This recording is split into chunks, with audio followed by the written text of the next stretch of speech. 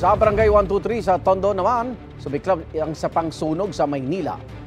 At may unang balita live si James Agustin. James!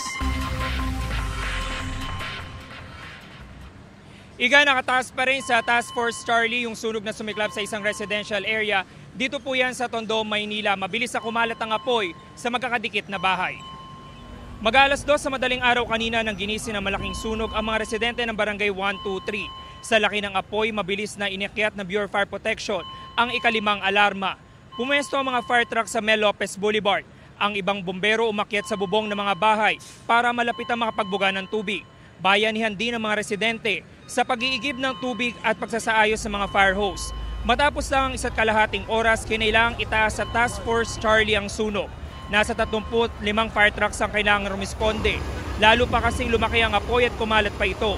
Kanya-kanya ng salba ng mga gamit ng mga residenteng nasunugan. Mayroon ding walang nailigtas kahit kaunting damit.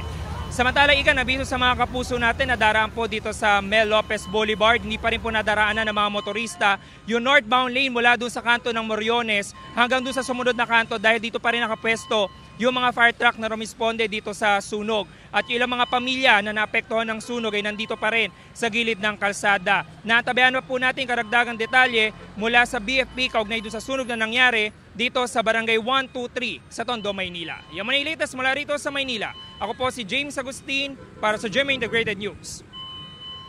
Igan, mauna ka sa mga balita, mag-subscribe na sa GMA Integrated News sa YouTube para sa iba't ibang ulat sa ating bansa.